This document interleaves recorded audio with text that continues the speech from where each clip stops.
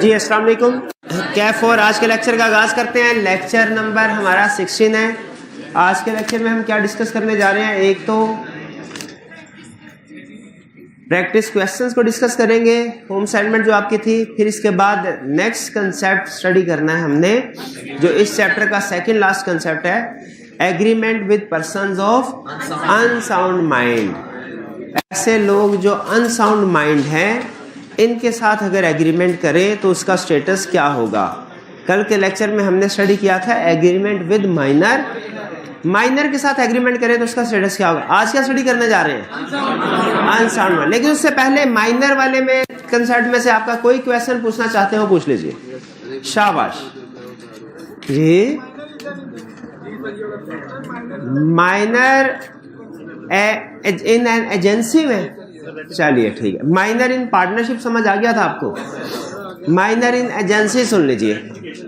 वो कहता है कि माइनर, असल में माइनर इन एजेंसी का कंसेप्ट समझने के लिए आपको पहले समझना पड़ेगा एजेंसी रिलेशनशिप होता क्या है।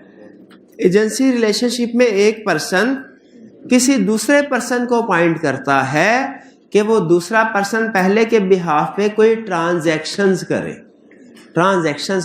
तो पहले वाले पर्सन को कहा जाता है प्रिंसिपल, और जो दूसरे वाला पर्सन होता है इसे कहा जाता है एजेंट।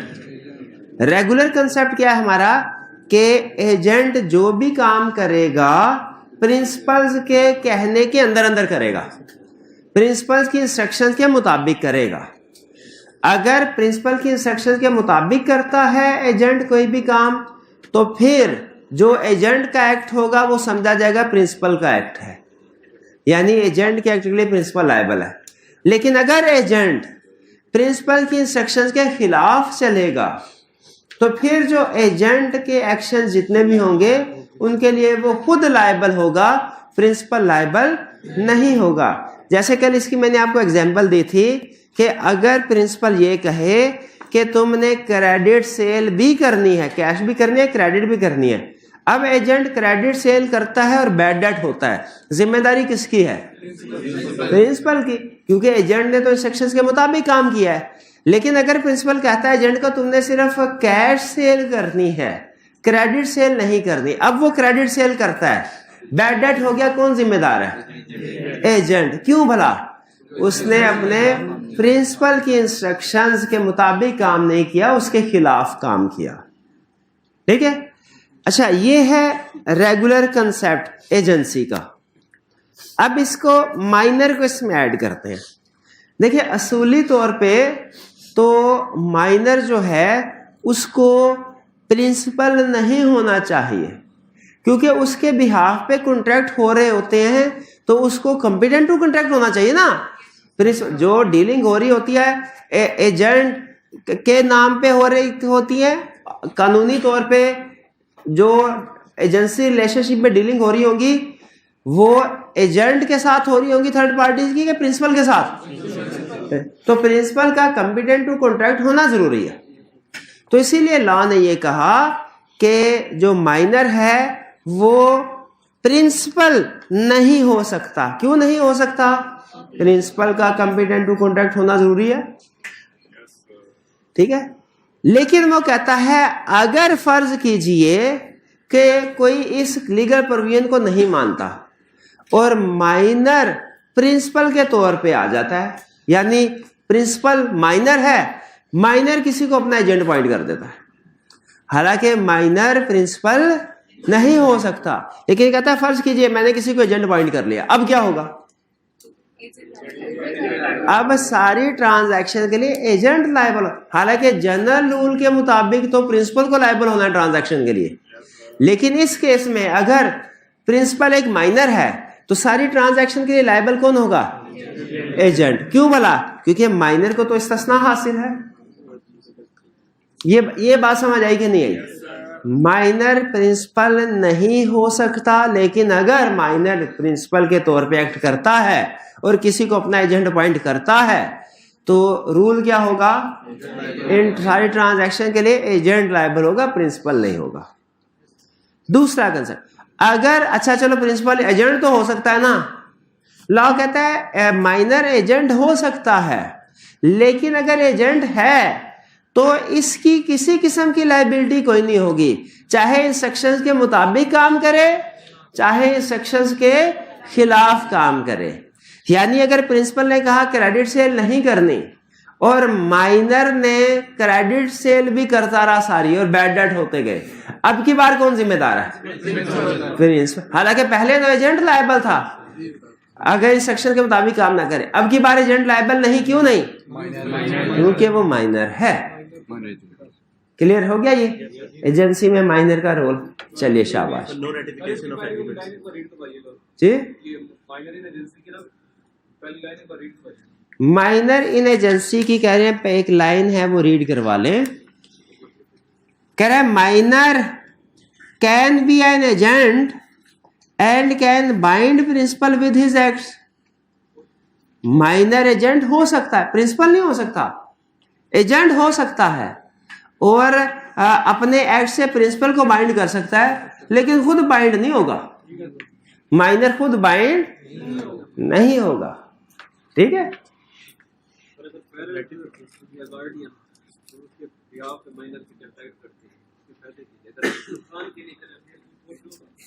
अगर गार्डियन या पेरेंट माइनर के बिहाफ पे कोई एक्ट, अच्छा लॉ ने गार्डियन और पेरेंट दोनों अल्फाज यूज किए हैं, लेकिन मैंने आपको क्या कहा है समझने के लिए गार्डियन, लिखते हुए दोनों अल्फाज इस्तेमाल कर, लेकिन समझने के लिए कौन सा वर्ड?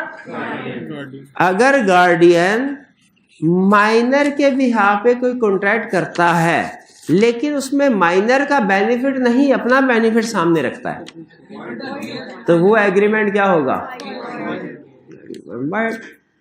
वो माइनर के अगेंस्ट में इन्फोर्स नहीं किया। इस तरह की हमने कोई एग्जांपल पढ़ी थी वाइड एग्रीमेंट की लिस्ट में। वो तनवीर गार्डियन वो एग्रीमेंट करता है थर्ड पार्टी के साथ कि वो उसको अपना इन्फ्लुएंस इस्तेमाल करते हुए कोई एग्रीमेंट कर लेगा। तो अगर गार्डियन माइनर की बजाय अपने बेनिफिट के लिए एग्रीमेंट करता है तो वो क्या होगा? वाइड। लेकिन अगर गार्डियन माइनर के बिहाफ पे माइनर के बेनिफिट के लिए एग्रीमेंट करता है वो वैलिड है, माइनर के अगेंस्ट इन्फोर्सेबल है। एक नेसेसिटीज वाला कंसेप्ट है वो इन्फोर्सेबल है माइनर के अगेंस्ट, और दूसरा ये गार्डियन वाला। जी और कोई question? Ratification of agreement. Ratification का मतलब होता है सब्सिक्वेंटली अप्रूव करना। ठीक है। एज ऑफ मिनॉरिटी में कोई एग्रीमेंट किया वो agreement void. Age of minority के बाद उस एग्रीमेंट को अप्रूव किया नहीं कर सकते। ये जो एज ऑफ मेजॉरिटी अचीव होने के बाद उसको अप्रूव करना है ये रेटिफिकेशन कहलाता है। रेटिफिकेशन का मतलब है सब्सिक्वेंटली यानी लेटर ऑन किसी चीज को अप्रूव करना। लेटर ऑन किसी चीज को अप्रूव करना ये होता है रेटिफिकेशन। ठीक है। जैसे फर्ज कीजिए मैंने टीए को भेजा भाई बॉल पॉइंट लेके आओ। ठीक है। अब मैंने उनसे कहा कि कल ब्लैक बॉल पॉइंट लैदा ब्लू लैदा लेके आना। इसको भेजा, वापस आया तो वो एक पेन लेके आया था जिसमें ये दोनों कलर थे। मैंने हालांकि क्या कहा था? अलग अलग लेके आना। अब अगर मैं कहता हूं अच्छा चलो तुम ले आए हो तो ठीक है, ये क्या है? ये रेटिफिकेशन सब्सिक्वेंटली अप्रूवल। यानी पहले जो उसने काम किया था वो उसमें मेरी अप्रूवल नहीं थी। पहले जो काम किया था उसमें मेरी अप्रूवल नहीं थी, लेकिन बाद में अगर मैं उसको प्रूफ कर देता हूं होने के बाद, होने से पहले अप्रूवल नहीं थी, होने के बाद अप्रूवल हो जाए तो उसे क्या कहेंगे? रेटिफिकेशन। रेटिफिकेशन नॉर्मल केसेस में चलती है, अप्रूव ओके होती है। यानी लॉ कहता है रेटिफिकेशन का मतलब है कि हम समझेंगे ये एक्ट अप्रूवल के साथ ही हुआ है। हालांकि अप्रूवल बाद में हुआ है लेकिन ये एक्ट अप्रूवल के साथ ही हुआ है। लेकिन अगर रेटिफिकेशन हो ऐसे एग्रीमेंट की जो माइनर ने किया हुआ था वो वाइड होगा। माइनर एज ऑफ मिनॉरिटी में जो भी एग्रीमेंट किया हो वो वाइड होता है। एज ऑफ इवन अगर एज ऑफ मिनॉरिटी गुजरने के बाद आप सब्सिक्वेंटली उसको प्रूव करते हैं वो भी वाइड। और अगर उस पुराने वाले एग्रीमेंट की जगह पे नया एग्रीमेंट करते हैं और उसमें कह देते हैं कि इसकी कंसीडरेशन पुराना एग्रीमेंट है, तो वो क्यों वाइड वाला? क्योंकि वो कंसीडरेशन ही वाइड थी, उसमें आपने कंसीडरेशन से वो बना दिया। हाँ अच्छा देखिए, ये दो केसेस है, दोनों में स्लाइटली डिफरेंस है, ये ध्यान में रखिएगा। पहला केस, एज ऑफ मिनॉरिटी में माइनर ने कंसीडरेशन वसूल की, एग्रीमेंट कोई नहीं हुआ, कंसीडरेशन ली और मेजर होने के बाद एग्रीमेंट किया पास्ट सर्विसेज का। इसमें पहला एग्रीमेंट ही कब हो रहा है भला? जब वो मेजर हो गया। ये एग्रीमेंट वैलिड है, ये एग्रीमेंट वैलिड है। हाँ वो चचा वाला और भतीजे वाला बाप वाला, ये एग्रीमेंट क्या है? वैलिड। लेकिन अगर पहला एग्रीमेंट किया गया एज ऑफ मिनॉरिटी में, मेजर होने के बाद वो पहले वाला एग्रीमेंट वॉइड। अगर उस एग्रीमेंट को रेटिफाई कर दिया वो भी वॉइड। अगर उस एग्रीमेंट की जगह कोई दूसरा एग्रीमेंट किया उसकी जगह पे, वो भी वाइड, वो भी वाइड। अगर पहले बुनियाद ही गलत है ना, दूसरे एग्रीमेंट की बुनियाद क्या है? पहला एग्रीमेंट, पहला एग्रीमेंट वाइड है बिना, तो दूसरा भी वाइड हो गया। तो ये फर्क ध्यान में रखिएगा। अगर तो मिनॉरिटी में एग्रीमेंट किया ही नहीं, सिर्फ सर्विसेज ली गई और एग्रीमेंट किया मेजर होने के बाद, वो वैलिड है, क्योंकि पास कंसीडरेशन इज वैलिड कंसीडरेशन। लेकिन past wide agreement is wide after majority भी। ठीक है, ये फर्क ध्यान में रखिएगा। और कोई क्वेश्चन? चलिए अब क्वेश्चन की तरफ चले, होम असाइनमेंट की तरफ चलिए। अच्छा, कल के लेक्चर में छोटे छोटे कंसेप्ट ज्यादा छोटे छोटे थे, ज्यादा थे लेकिन कंसेप्ट छोटे, समझ आ गए थे आपको? आज तो कंसेप्ट भी छोटे छोटे हैं और हैं भी कम। कल 10 थे, आज सिर्फ 4 कंसेप्ट हैं। नहीं बड़े बड़े भी नहीं है, छोटे छोटे ही हैं। बस एक ट्विस्ट है जो आपको समझाना है। अच्छा, पहले अटेंटिव होके क्वेश्चन की डिस्कशन। अच्छा ध्यान में रखिएगा, एग्जाम में जो केस स्टडी आएगी, फिर बता रहा हूं, बार बार बताता रहूंगा, वो ये एक एक दो दो लाइंस की नहीं होगी, वो एक एक दो दो पैराग्राफ होगी। लेकिन बैकएंड पे कंसेप्ट यही होगा, कंसेप्ट यही होगा। लेकिन वो क्या करेगा, केस स्टडी को फुला देगा, फूक मार के, बलून होता है ना, फूक करे फूल जाता है, तो वो इसमें से किसी केस स्टडी को पकड़ेगा, उसको करेगा फूक, वो एक सेंटेंस की बजाय एक पैराग्राफ की बन जाएगी और फिर वही आपको एग्जाम में दे देगा। आपने केस स्टडी की लेंथ देख के परेशान नहीं होना, कंसेप्ट उसमें सिंपल ही होगा जो आप पढ़ रहे हैं। 35 पार्ट। आज मेरा दिल करता है आज हाइब्रिड क्लास में जाके डिस्कशन हो जाए। आवाज इधर आती है ना, कोई प्रॉब्लम तो नहीं होती? चलिए सबसे पहले 35 पार्ट ए। पार्ट ए जी क्या कहता है 35 के पार्ट ए में? जी कह रहा है comment on enforceability of following agreement executed with minor. कह रहा है ये सारे एग्रीमेंट माइनर के साथ हुए हैं, बताइए ये इन्फोर्सेबल है कि नहीं। Comment on enforceability of following agreement का मतलब क्या है, ये एग्रीमेंट इन्फोर्सेबल है या नहीं है, ये बताना है। पहला, Dawood a minor mortgage his house in favour of Mohsin to secure a loan of ₹20,000। इसमें बताइए लोन किसने लिया? किसने लिया लोन? दाऊद ने लोन लिया और एक एग्रीमेंट लिख दिया, दाऊद माइनर है, कि अगर मैं लोन वापस ना करूं तो ये प्रॉपर्टी तुम बेच देना। मॉर्टगेज एग्रीमेंट में यही होता है ना। मॉर्टगेज एग्रीमेंट में क्या होता है? मॉर्टगेज एग्रीमेंट किस एग्रीमेंट को कहते हैं? गिरवी रखवाना, जिसमें कहा जाता है अगर लोन वापस नहीं किया तो प्रॉपर्टी बेच के पैसे वापस ले लेना। एग्रीमेंट कर लिया, फिर क्या हुआ जी? Dawood receive the amount, Dawood ने पैसे वसूल भी कर लिए। Mohsin filed a suit for recovery of money, Mohsin filed a suit for recovery of money and sale of mortgage property in case of default. ठीक है, उसने केस फाइल कर दिया बाद में कि भाई डिफॉल्ट किया है, एक तो पैसे दो और पैसे नहीं दो प्रॉपर्टी बेचूंगा, क्या मोहसिन को कुछ मिलेगा? अच्छा पैसे तो मिलेंगे, पैसे भी नहीं मिलेंगे। पैसे क्यों नहीं मिलेंगे? Agreement is void against minor. और क्या मॉर्टगेज को इन्फोर्स कर सकता है? मॉर्टगेज एग्रीमेंट को भी इन्फोर्स नहीं कर सकता। मॉर्टगेज एग्रीमेंट वाइड है क्या? माइनर के तो ये माइनर ही है। ये कौन है? माइनर है। तो वैलिड है कि वाइड है? वाइड है। मॉर्टगेज एग्रीमेंट वाइड है, घर नहीं बेच सकता। उसने कहा माइनर से भाई पैसे तो दे दे। क्या पैसे वापस ले सकता है? पैसे भी वापस, अगर तो उसके पास कुछ पैसे पड़े हुए हैं ना ट्रेसेबल इन हैंड्स, वो पैसे वापस ले सकता है, वरना पैसे भी वापस नहीं ले सकता। ये केस समझ आया आपको? कोई प्रॉब्लम? नहीं प्रॉब्लम। चलिए अब चलते हैं नेक्स्ट केस की तरफ।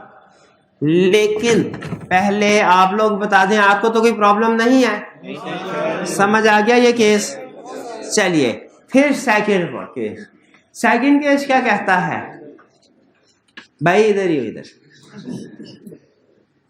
ठीक है, सामने केस सामने कह रहा है मोमिन ने minor fraudulently shows that he is of full age. Full age का मतलब क्या है? कि वो मेजर है। उसने फ्रॉडुलेंटली कहा, यानी गलत बयानी करते हुए कहा, गलत बयानी करते हुए कहा क्या? He is of full age and contracts with Noor to sell his house. Momin refuses to perform the contract on ground that he is minor. बाद में मोमिन ने कहा मैं नहीं कॉन्ट्रैक्ट करूंगा, पूरा करूंगा, मैं तो माइनर हूं। अब क्या? अब कुछ नहीं हो सकता, माइनर है। मेरा ये ख्याल है माइनर है भी, तो उसने बोल दिया कि जब मैं मेजर हूं तो अब उसके ऊपर मेजर का रूल लगेगा। जब कोई बंदा कह दे, कल समझाया था, जब कोई बंदा कह दे कि मैं पार्टनर हूं, उसके ऊपर पार्टनर का रूल लगता है, चाहे पार्टनर ना भी हो। जब कोई बंदा कह दे मैं एजेंट हूं, मैं प्रिंसिपल हूं, उसके ऊपर एजेंट या प्रिंसिपल का रूल लगता है, चाहे वो एक्चुअली एजेंट प्रिंसिपल ना भी हो। तो इसी तरह अगर कोई माइनर कह दे मैं मेजर हूं, तो उसके ऊपर रूल कौन सा लगेगा? माइनर का ही लगेगा, मेजर का नहीं लगेगा। क्यों? रीजन बता क्यों? लाइन क्या थी वो? Rule of estoppel does not apply on minor. क्या लाइन थी? Does not apply on minor. ठीक है, यानी इसका मतलब है माइनर झूठ बोल भी सकता है। झूठ बोल के अगर वो कहता है मेजर और बाद में कहता है माइनर, तो हम क्या उसे मानेंगे? माइनर ही मानेंगे कि वो माइनर ही है। कोई प्रॉब्लम? सब समझ आ गया? आगे चलते हैं। See, Maria a minor borrowed some money and wrote a pro note। pro note कहते हैं promissory note को। pro note का promissory note का मतलब क्या होता है भला? एक सफ़े के ऊपर भाईजान ने मुझे, भाई 100 का नोट है, कोई 100 का नोट है, शाबाश। ये भाईजान मुझे ये 100 का नोट दिया इन्होंने, बदले में मैंने इन्हें एक सफ़े के ऊपर लिख दिया I will pay you ₹100 tomorrow. I will, अब ये सफ़ा इनको दे दिया। ये सफ़ा क्या कहलाता है? Promissory note. जिसमें प्रोमिसरी नोट क्यों क्या? क्योंकि इसमें लिखा जाता है आई प्रॉमिस टू पे 100 टुमारो। एक पार्टी दूसरी पार्टी को कहती है मैं आपको पैसे अदा करूंगी, वादा। ये प्रॉमिस। इंटरेस्ट कहाँ हुआ? मैंने इंटरेस्ट कहा ही नहीं। 100 लिया, 100 का प्रॉमिसरी नोट लिखा है। 200 का नहीं लिखा था, 100 का लिखा था। 100 का लिखा था, 200 का 100 का लिखा था भाई। 100 का। अच्छा, राइट प्रॉमिस। अच्छा, मारिया ने 100 रुपया लिया और प्रॉमिसरी नोट लिख दिया। On attaining majority Maria wrote a second promissory note to settle the first one. अच्छा, फर्स्ट वन तो वाइड है। क्यों? दूसरा तो तब किया जब वो मेजर हो गई थी। उसकी बेस पास वाइड था। अगर पहला ही नोट तब लिखती ना जब मेजर थी, फिर वो वैलिड होता। हाँ जी, रेटिफिकेशन ऑफ एग्रीमेंट, शाबाश। कौन सी वाली बात? रेटिफिकेशन एग्रीमेंट नहीं होगा। भाई ये बात समझ आ गई? हुसैन एज 16, ये एज क्यों बता रहा है? ये हमें बताने के लिए माइनर है कि मेजर है, और माइनर की एज होती है 21 साल। शाबाश, 18 साल होती है। ठीक है। लेकिन अगर 21 साल कब होती है? गार्डियन पॉइंट कह रहा है Hussain age 16 and Burhan age 26 jointly agree to pay certain amount and executed a bond. दोनों मिलके किसी थर्ड पार्टी के साथ एग्रीमेंट कर रहे हैं। पहले तो ये जहन में रखे, हुसैन ने बुरहान के साथ एग्रीमेंट नहीं किया। इधर हुसैन और इधर बुरहान नहीं है, बल्कि दोनों एक साइड पे, हुसैन और बुरहान दोनों इस साइड पे है। किसी से पैसे लेके इन्होंने एग्रीमेंट किया। कौन? Burhan is liable. क्यों? हुसैन क्यों नहीं लायबल? माइनर। ठीक है, तो उसमें प्रोविजन क्या होगी? माइनर और मेजर अडल्ट जॉइंटली एग्रीमेंट करे तो अडल्ट लायबल है, माइनर नॉट लायबल। ई Azam points Mohsin a minor as his agent to sell his house. Mohsin makes an agreement with Babar. Liable कौन होगा? Principal liable for all acts. बिल्कुल, चाहे उसने उसके इंस्ट्रक्शंस के मुताबिक काम किया हो चाहे नहीं का। एजेंसी वाले टॉपिक में आके वो आपको स्पेसिफिक एग्जांपल देगा कि असल में ये जो आजम था ना, इसने मोहसिन को कहा था 50 लाख से कम पे ना बेचना, और मोहसिन ने जाके एग्रीमेंट कर लिया था 40 लाख का। तो क्वेश्चन ये था, क्या ये एग्रीमेंट प्रिंसिपल पे बाइंडिंग है? है। अगला सवाल, 10 लाख की कंपनसेशन मिलेगी प्रिंसिपल को जो उसे एजेंट की वजह से नुकसान हुआ है? अगर नॉर्मल एजेंट होता तो कंपनसेशन मिलती। माइनर है तो वो लायबल नहीं है। ई क्लियर जी? F Mariam a minor buys medicine from Jain. Mariam has no property, तो वो रिकवर नहीं करवा सकता। ये necessity, medicine necessities of life में है। Normally necessities of life can be recovered but from property of minor. अगर माइनर की प्रॉपर्टी नहीं है तो माइनर लायबल नहीं है। उसे ये नहीं कहा जाएगा कि जाओ सिलाई मशीन के कपड़े सी करके मुझे पैसे दो, मुझे तो घर लोगों के घरों में काम करो, बर्तन दो, मुझे पैसे दो, मुझे पैसे चाहिए। ये नहीं कहा जाएगा। क्यों नहीं कहा जाएगा? माइनर की अगर प्रॉपर्टी नहीं है तो पैसे, हाँ प्रॉपर्टी है फिर रिकवरी हो सकती थी। क्यों? क्योंकि नेसेसिटीज ऑफ लाइफ का केस है। दो ही चीजें तो बताया आपको रिकवर हो सकती है, नेसेसिटीज ऑफ लाइफ और गार्डियन का agreement. Aslam a minor delivered some goods under an agreement to Parveen. Parveen refuse to make the payment. Aslam minor था, तो एग्रीमेंट तो वाइड होता है ना माइनर वाला। ये वैलिड है? क्यों? क्योंकि इसमें माइनर ने रिसीव करने हैं। अगेंस्ट माइनर वैलिड है, एग्रीमेंट अगेंस्ट अडल्ट जो है वो वैलिड है। अगेंस्ट माइनर वॉइड है, अगेंस्ट माइनर वॉइड है, अगेंस्ट मेजर वैलिड है। तो ये तो अगेंस्ट मेजर है। क्लियर? कोई problem? H Rizwan is guardian of मोमिन।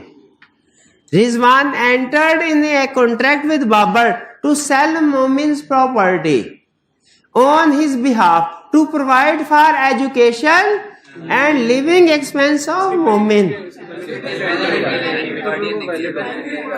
क्या ये वैलिड है? बिल्कुल वैलिड है। क्यों वैलिड है? For benefits of minor. I Habib supplied necessaries of life to Arsalan a minor. कर सकते हैं रिकवरी? रीजनेबल प्राइस रिकवर हो सकती है प्रॉपर्टी हो तो। अच्छा, रूल ये है, ये कंसेप्ट जो है ना नेसेसिटीज ऑफ लाइफ वाला, ये सिर्फ माइनर पे अप्लाई नहीं होता बल्कि पर्सन ऑफ अनसाउंड माइंड पे भी अप्लाई होता है। पर्सन ऑफ अनसाउंड माइंड का भी यही रूल है कि अगर किसी का ज़हनी तवाज़ुन, वो भी तो सोचने समझने के काबिल नहीं है ना, जो पर्सन ऑफ अनसाउंड माइंड है, जिसका जहनी तवाज़न दुरुस्त नहीं। पर्सन ऑफ अनसाउंड माइंड का मतलब क्या है? जिसका जहनी तवाज़न, उसमें भी यही रूल है। अगर आप उसको नेसेसिटीज ऑफ लाइफ सप्लाई करते हैं, उसको नेसेसिटीज ऑफ लाइफ सप्लाई, तो रिकवरी की जा सकती है रीजनेबल प्राइस। अच्छा, माइनर को या unsound mind, person of unsound mind necessities of life supply करे, प्राइस रिकवर हो सकती है। और इनके डिपेंडेंट को अगर सप्लाई करे फिर भी हो सकती है। इनके डिपेंडेंट बीवी बच्चे, उनको सप्लाई करें, उसमें भी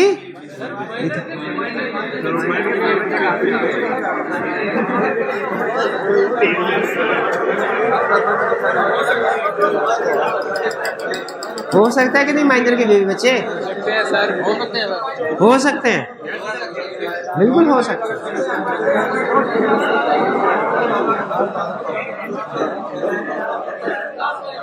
आगे चलते हैं। Habib supply, अच्छा, Habib supplies necessities to the wife and children of Arslan a minor।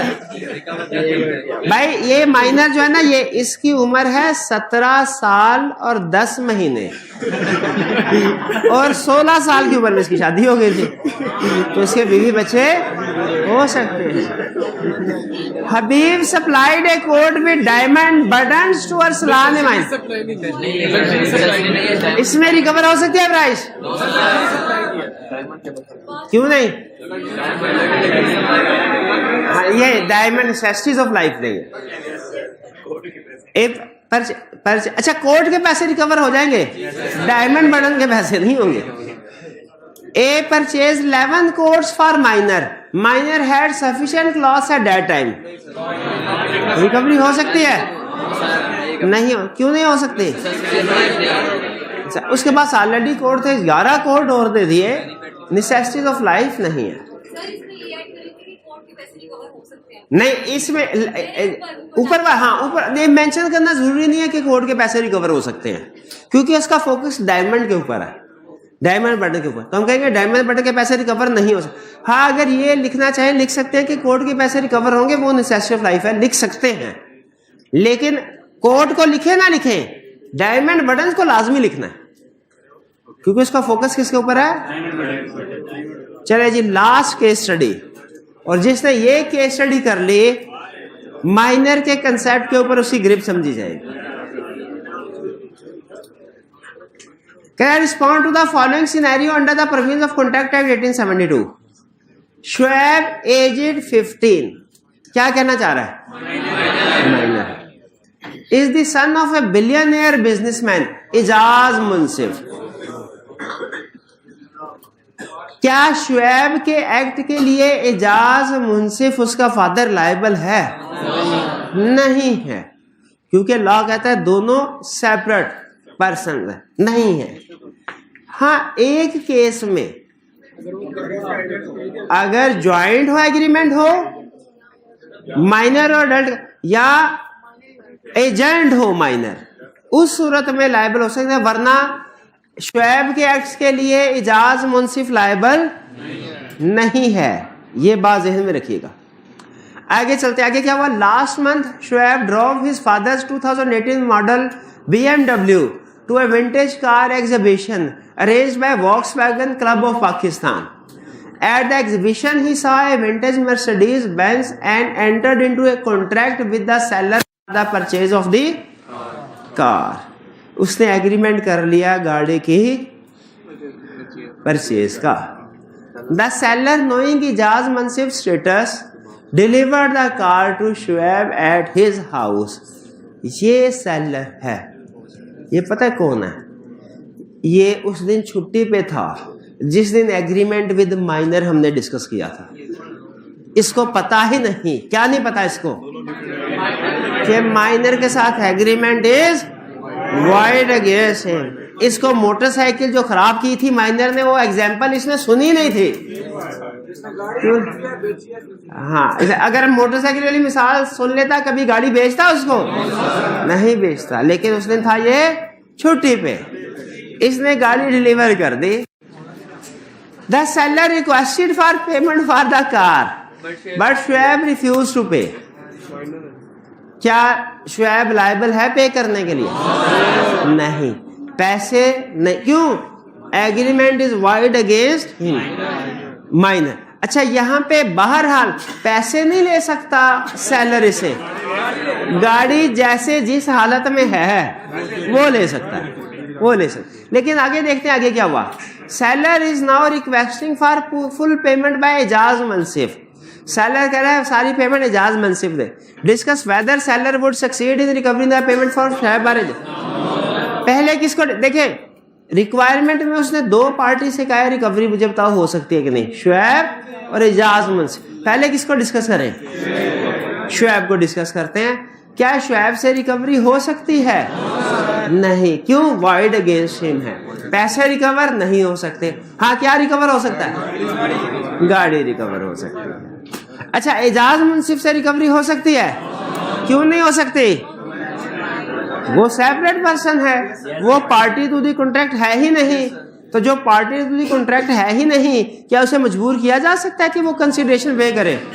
नहीं किया जा सकता। हाँ, उस सिचुएशन में एजाज मुंसिफ से रिकवरी की जा सकती थी अगर ये जॉइंट प्रॉमिस होता या शुएब एजेंट के तौर पे ये ट्रांजैक्शन कर रहा होता। लेकिन केस में इन दोनों में से किसी भी बात का जिक्र नहीं है, इसका मतलब दोनों बातें ही नहीं है। तो पैसे गए, इसके सेलर के पैसे गए। अब इसको चाहिए, इस वक्त इसके पास बेहतरीन ऑप्शन क्या है? अपनी गाड़ी लेके निकल जाए। ये ना किसी दिन माइनर गाड़ी चला रहा गाड़ी भी ठोक दे, पता नहीं है, तो फिर उसके भी पैसे नहीं मिलने।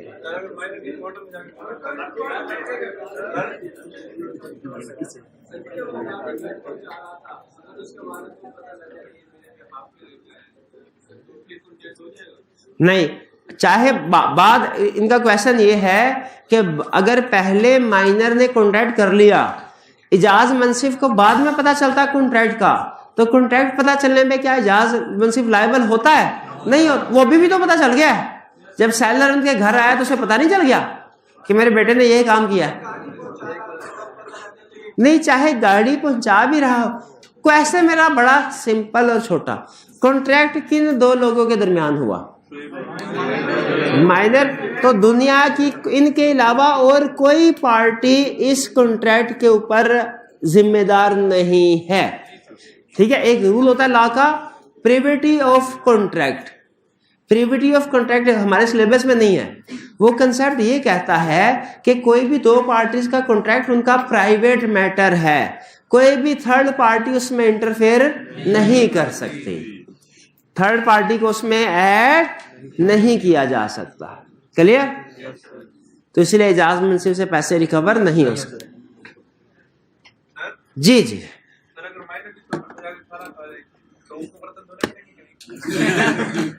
माइनर होटल में जाके खाना खा ले और उसके बाद पैसे ना दे तो वो पैसे देने का पाबंद नहीं है, उसको बर्तन नहीं धोने पड़ेंगे। माइनर के खिलाफ कोई कानूनी कार्रवाई नहीं होगी। लेकिन आपको एहतियातन बता दूं, वो होटल वाला कोई कानूनी कार्रवाई करता भी नहीं है।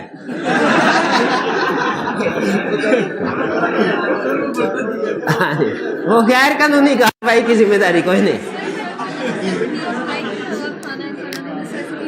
अच्छा, खाना खाना हाँ, ये शाबाश, ये अच्छा पॉइंट इन्होंने उठाया कि खाना जो है वो नेसेसिटीज ऑफ लाइफ है। तो अगर वह भूख के मारे मर रहा था, उसको फिर होटल वाले ने खाना खिलाया तो वो रिकवर, हाँ, रीजनेबल प्राइस का, वो भी उस सूरत में अगर माइनर की प्रॉपर्टी होगी तो भाईजान खाना खाने में नेसेसिटीज ऑफ लाइफ है, दुकान बदल ले, इसमें पैसे रिकवर हो जाने हैं, देने पड़ेंगे आपको।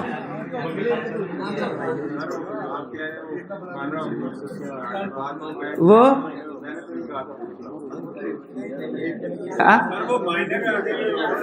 मांगेगा तो फिर ही है ना, अगर माइनर ने मांगे ही नहीं खाना। सर माइनर कॉलेज की फीस ना दे दो तो उसके खिलाफ कोई कानूनी कार्रवाई नहीं हो सकती।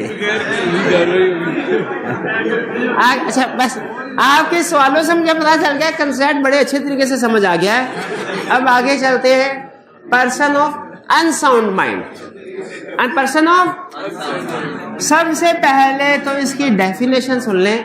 हम अक्सर पागल को और जिसका जहनी तवाज़न दुरुस्त नहीं है उसको एक, बल्कि यूं कह लें पर्सन ऑफ अनसाउंड माइंड का असल मीनिंग है अपने होशो हवास में ना होना। पर्सन ऑफ अनसाउंड माइंड का मतलब क्या लिख लें? अपने होशो हवास में ना होना। कोई बंदा अपने होशो हवास में कब नहीं होता? जब वो अपना बुरा भला नहीं पहचान सकता, जब वो किसी चीज के बारे में नहीं समझ सकता, किसी कॉन्ट्रैक्ट की टर्म्स एंड कंडीशन नहीं समझ सकता, तो इसे कहते हैं ये है पर्सन ऑफ अनसाउंड माइंड। यानी वो बंदा अपने होशोवास में नहीं। कॉन्ट्रैक्ट एक्ट क्या कहता है? कब वो बंदा अपने होशोवास में नहीं होता? जब वो किसी कॉन्ट्रैक्ट की टर्म्स एंड कंडीशन को ना समझ सके, कौन सी मेरे भले में है, कौन सी मेरे खिलाफ है। वो अपने ऊपर इनका इफेक्ट क्या होगा टर्म्स एंड कंडीशन का, ये इफेक्ट ना जान सके, तो उसे कहते हैं ये पर्सन ऑफ अनसाउंड माइंड है। डेफिनेशन सुन ले। Person who can not understand terms of a contract, जब वो कॉन्ट्रैक्ट की टर्म्स ही अंडरस्टैंड नहीं कर सकता और उसका इफेक्ट क्या होगा उसके ऊपर, कॉन्ट्रैक्ट की यही समझ नहीं सकता, तो हम क्या कहेंगे? ये पर्सन ऑफ अनसाउंड माइंड। अब बताइए, जब वो समझ ही नहीं सकता था, सोचने समझने की सलाहियत ही नहीं थी, उस वक्त अगर उससे कॉन्ट्रैक्ट करवा लिया, क्या वो इनफोर्सेबल बाइंडिंग होना चाहिए उसके लिए? नहीं होना चाहिए। लॉ यही बता रहा है, सारी डिस्कशन का निचोड़ यही है कि अगर कोई पर्सन अनसाउंड माइंड है ना, उस वक्त उसके साथ कॉन्ट्रैक्ट किया आपने, तो वो इनफोर्सेबल नहीं है, वो वाइड है। हाँ, अगर वो पर्सन ऑफ साउंड माइंड है, उस वक्त कॉन्ट्रैक्ट किया, वो वैलिड। अच्छा, अब अनसाउंड माइंड की ना वो 3 टाइप्स बताता है। पर्सन ऑफ अनसाउंड माइंड की 3 सिचुएशन है जब बंदा अपने होशो हवास में नहीं होगा। पहली एग्जांपल कहता है परमानेंट अनसाउंड माइंड। ये ऐसे होते हैं जो बाय बर्थ अनसाउंड माइंड होते हैं, पागल, बिल्कुल पैदाइशी पागल, समझ। परमानेंट अनसाउंड माइंड, इनके लिए लॉ ने वर्ड यूज किया है स्पेसिफिक पर्सन, खसूसी अफराद। खसूसी अफराद ये कौन है? Permanent unsound mind. ठीक है, परमानेंट अनसाउंड माइंड समझ आ गया। आगे चलते हैं। अच्छा, ये आगे जो हम लीगल प्रोविजन पढ़ेंगे ना, ये इन टाइप्स पे डिपेंड कर रहे हैं, इसलिए ध्यान से इनको सुनिए। दूसरी, usually unsound mind. Usually unsound mind, इसका मतलब क्या है? ज्यादातर अनसाउंड माइंड, कभी कभार साउंड माइंड भी हो जाता है। ये है, इसको नाम देता है लुनेटिक का। लुनेटिक जैसे ये ज्यादातर जो पागलखाने में जो होते हैं ना लोग, जिनका इलाज चल रहा होता है, कभी कभार बड़ी वो अक्लमंदी की बातें करते हैं। ठीक है हाँ, उनको होश के दौरे पड़ते हैं। नहीं, एक है जो नॉर्मली पागल है, उसको कभी कभी होश के दौरे पड़ते हैं। एक है जो नॉर्मली सही है, उसको कभी कभी पागल बन के दौड़े। दोनों में फर्क है, दोनों में यूजुअली साउंड और यूजुअली अनसाउंड में फर्क है। मैं आपको एग्जांपल कौन सी दे रहा हूँ? यूजुअली यानी नॉर्मली पागल है, उसका इलाज वगैरह चल रहा है, तो कभी कभी वो आके होश की बातें करना शुरू हो जाता है। ठीक है, ये है यूजुअली अनसाउंड माइंड। इसके बारे में आपका नॉर्मली गुमान क्या होगा कि नॉर्मली अनसाउंड माइंड है। अच्छा, आगे चले। यूजुअली साउंड, ये वो कैटेगरी है जो मेरी और आपकी है। यूजुअली साउंड कभी कभी पागल हो जाते हैं। भाई ऐसे होता है ना बाजुकात कि वो नहीं पता चल। जैसे मुझे याद है, एक दफा मुझे डेंगू हुआ था। अच्छा, मुझे नहीं पता उन दिनों में क्या हुआ है, कब कुछ मेडिसिन खाई है नहीं खाई, कौन आया कौन गया, कौन हालचाल पूछ रहा है, कुछ होश नहीं है। हाँ, इसी तरह के हालात होते हैं ना तकरीबन, कुछ पता। हाँ अब भी है उसकी लेकिन अगर शदीद फीवर हो उसमें इस तरह की कैफियत हो जाती है कि बंदा अपने होशो, नॉर्मली साउंड माइंड है, उस वक्त अपने होशोवास में नहीं होता। या एक और एग्जांपल वो दे रहा है, ड्रंकन पर्सन, जब कोई नशा किया हो तो, हाँ नशा किया तो उस बंदे को भी अपने होशोवास का कुछ पता नहीं होता। ठीक है, नशे वाले कुछ पता नहीं, ये बाप है, ये बहन है, ये भाई है, कुछ होश नहीं हो। ऐसे लोग अपने होशोवास में नहीं है जब तक नशे का असर रहता है। इन्हें कहते हैं यूजली साउंड।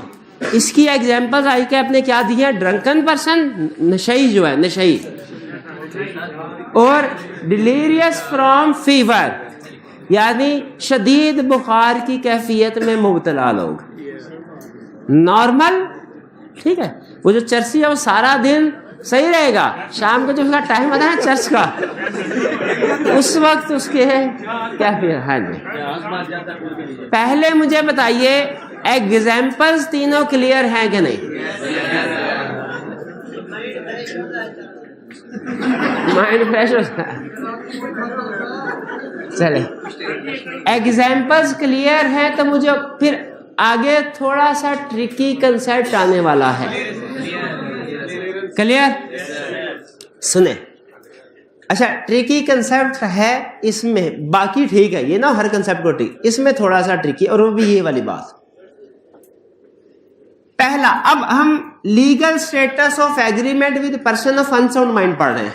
तो देखिए अनसाउंड माइंड की 3 टाइप्स है ना, permanent, usually unsound, usually sound. तो यही हमने देखे इसमें 3 टाइप्स में कर दिया इसको। परमानेंट, स्पेसिफिक पर्सन परमानेंट है ना, usually unsound, usually sound. Law क्या कहता है, अगर आपने स्पेसिफिक पर्सन के साथ एग्रीमेंट किया तो इसके साथ एग्रीमेंट हमेशा वॉइड है, ये तो बंदा कभी भी एग्रीमेंट नहीं कर सकता।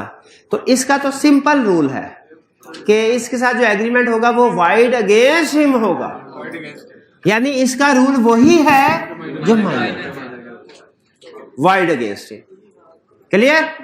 इसको अगर आप नेसेसिटीज ऑफ लाइफ प्रोवाइड करते हैं, रिजनेबल प्राइस रिकवर, इसको नेसेसिटीज ऑफ लाइफ प्रोवाइड करें या इसके डिपेंडेंट को प्रोवाइड करें, दोनों का। ठीक है जी, ये क्लियर हो गया?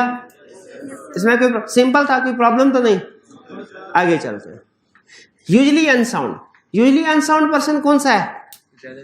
जो ज्यादातर पागल रहता है। अच्छा, ला को इससे गर्ज नहीं है कोई यूजुअली साउंड है कि अनसाउंड, ला को इससे गर्ज है कि जिस टाइम पे कॉन्ट्रैक्ट हुआ उसकी ज़हनी कैफियत कैसी थी, जिस वक्त कॉन्ट्रैक्ट हुआ उसकी ज़हनी कैफियत क्या, ला को इससे गर्ज है।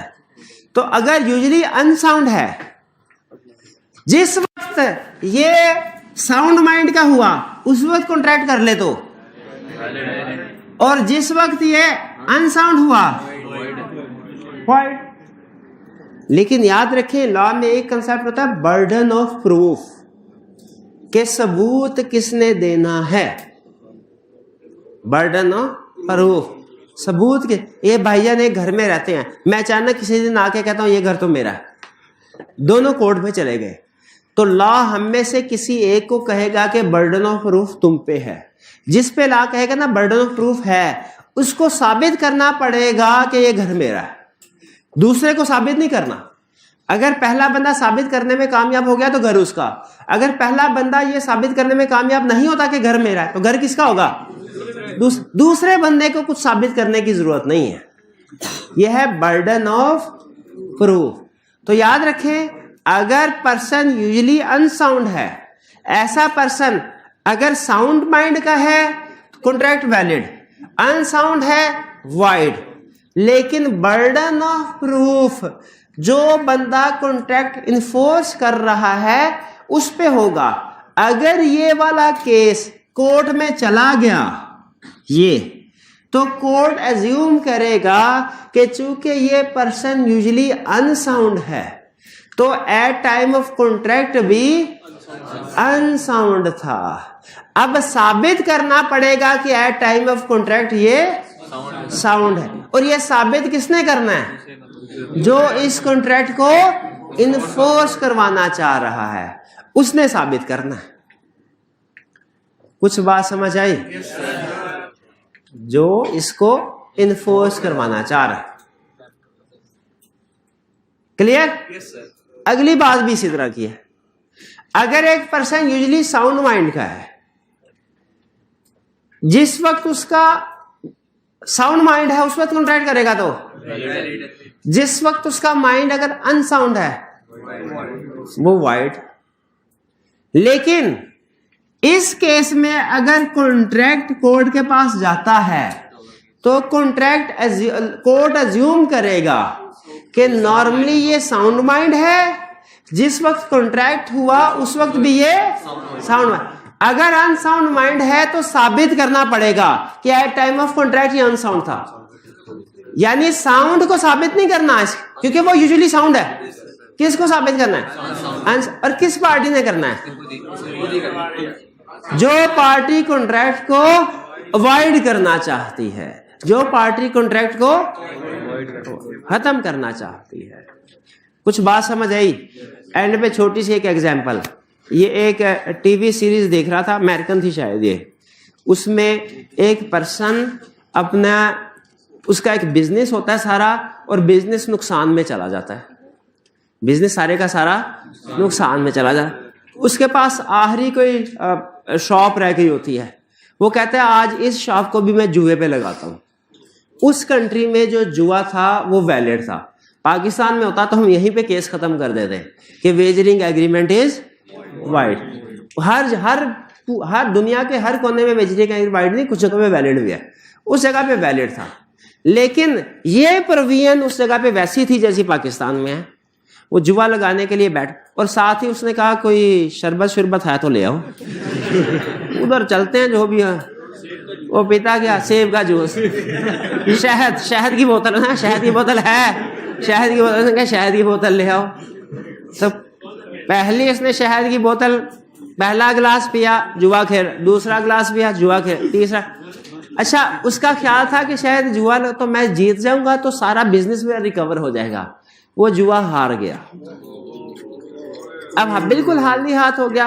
अब अपने वकील के पास, वकील आप तो कहते हैं ना कि सर वकील कैसे साबित करेगा, वकील ऐसे ऐसे नुक्ते निकाल लेते हैं, आपकी सोच है। वकील ने कहा ठहर जाओ, तुम केस कर दो, और केस ये कर दो कि जिस वक्त ये एग्रीमेंट हो रहा था ना, मैं पर्सन ऑफ, अब देखिए ये बंदा जो था बिजनेसमैन, ये जो ओनर था, ये कौन सी कैटेगरी से रिलेट करता है? स्पेसिफिक पर्सन, यूजुअली अनसाउंड या यूजुअली साउंड? Usually sound. उसने ये प्ली ली केस में कि जिस वक्त ये जुए का एग्रीमेंट हो रहा था मैं पर्सन ऑफ अनसाउंड माइंड था। किसी तरीके से उसने उस जो भी कैसीनो वगैरह होता है उसकी वीडियो निकलवा ली और कहा सर देखें ये पहली शहद की बोतल पी, गिलास दूसरा, उसने कोई 7 गिलास पी लिए थे। कहने लगा खुद बताएं सर कि 7 गिलास पी के कोई पर्सन साउंड माइंड का रह सकता है? जज ने कहा बिल्कुल ठीक है। जज फैसला देने लगा, लेकिन दूसरी तरफ का भी वकील था। आप कहते हैं ना वकील कैसे साबित करेगा, तो एक से बढ़ के एक वकील होते हैं। दूसरी तरफ वाले वकील ने क्या किया, इसकी पास्ट की, पिछले साल की जो ऑफिस की मीटिंग्स होती थी ना, उनकी वीडियो निकाला। उन्होंने कहा सर ये देखे इतनी जबरदस्त, इतनी बड़ी बिजनेस डील कर रहा है, ये आज से 4 महीने पहले की बात है जब इसका बिजनेस अच्छा था। उसमें देखे बिजनेस डीलिंग करते करते उधर भी उसने शहद की बोतल रखी है। उसकी वीडियो में वो 10 गिलास पी गया। फिर उसने पूछा, उसने कहा सर देखे जो अपनी नॉर्मल डीलिंग में 10 गिलास पी के होशो खवास में रह सकता है, वो इस वक्त 7 गिलास के साथ रह सकता है या नहीं? बिल्कुल। तो मुझे बताइए, अब ये जो उसने साबित करना, एक कॉन्ट्रैक्ट को वाइड कौन करना चाह रहा था? वाइड कौन करना चाह? वो बिजनेसमैन। तो ये साबित किसने करना था कि मैं at time of contract unsound mind हो? बिजनेसमैन ने कि मुखालिफ पार्टी ने? बिजनेसमैन ने साबित करना था, ठीक है। लेकिन क्या वो साबित करने में कामयाब हुआ? नहीं हुआ, क्योंकि दूसरी तरफ भी वकील तगड़ा था। तो ये आपको पता चल गया। ये इस पूरे कंसेप्ट में सबसे अहम चीज पता है क्या है? इस पूरे ये ऊपर वाली कैटेगरी बिल्कुल सिंपल है। अगर आप मुझे कहें ना सर एक लफ्ज में पूरा कंसेप्ट समझा दो, तो वो लफ्ज ये होगा, अगर at time of contract person sound mind है, contract valid. At time of contract unsound mind है। सारा कंसेप्ट यही है। लेकिन फर्क किस चीज का है? फर्क बर्डन ऑफ प्रूफ का है। इस चीज का, इस फर्क किसका है? बर्डन ऑफ प्रूफ, इस चीज का कि साउंड माइंड में जो कह रहा है कि मैं अनसाउंड रहा, उसने साबित करना है जो अवॉइड कर रहा है, और अनसाउंड माइंड में जो कॉन्ट्रैक्ट को इन्फोर्स करवा रहा है, उसने साबित करना है। कुछ समझ आए? चलिए, ये था हमारा कंसेप्ट। कोई क्वेश्चन पूछना चाहते हो? पूछ लो। इसमें किसने इन्फोर्स करना साउंड में सर? साउंड माइंड में। सुन ले, इनका क्वेश्चन ये है, अगर इस केस की बात कर रहे हैं, इस केस में अगर कोई पर्सन कहता है कॉन्ट्रैक्ट को वाइड करना चाहता है, वो कहता है कि मैं अनसाउंड माइंड हूं, तो ये किसने साबित करना है कि वो अनसाउंड माइंड था? जो कॉन्ट्रैक्ट को अवॉइड करना चाह रहा है, जो कॉन्ट्रैक्ट को खत्म करना चाह रहा है, वो। दो साउंड पर्सन है, दोनों के दरमियान में कॉन्ट्रैक्ट हुआ घर का। 1 करोड़ में घर बेचा जाएगा। कॉन्ट्रैक्ट के अगले हफ्ते घर हो गया 2 करोड़ का। अब सेलर जो था वो घर को नहीं बेचना चाहता, क्योंकि उसके घर की कीमत बढ़ गई है। अब सेलर कोर्ट में जाके कहता है मैं तो at time of contract unsound mind था, मैं at time of contract unsound mind. तो ये किसने साबित करना है? सेलर ने कि वो अनसाउंड माइंड था, क्योंकि लॉ नॉर्मली क्या अज्यूम करेगा कि साउंड माइंड है, लेकिन जो कॉन्ट्रैक्ट को खत्म करना चाहता है उसने साबित करना है कि अनसाउंड माइंड। क्लियर हुई बात? कल टेस्ट, बिल्कुल टेस्ट है, ऐसे ना किया करे। आपके साथ सिलेबस पिछले हफ्ते का शेयर किया हुआ है, पिछले हफ्ते का सिलेबस शेयर किया हुआ है आपका व्हाट्सएप ग्रुप में। व्हाट्सएप ग्रुप में क्या सिलेबस है भाई बता दें? चैप्टर 2 चैप्टर 3 के पार्ट 1 और पार्ट 2। चैप्टर 2 चैप्टर 3 पार्ट 1 और पार्ट 2। चैप्टर 3 का पार्ट 1 और पार्ट 2 है, सिर्फ पार्ट 3 नहीं है। ये तो सानी होगी, सानी। ठीक है मेरे भाई, क्लियर हो गया? चैप्टर 2 कंप्लीट, चैप्टर 3 पार्ट 1 और 2 ये आपका कल का टेस्ट है। चलिए आज का लेक्चर यहाँ खत्म करते हैं हम। अल्लाह हाफिज। असाइनमेंट जरूर कीजिएगा।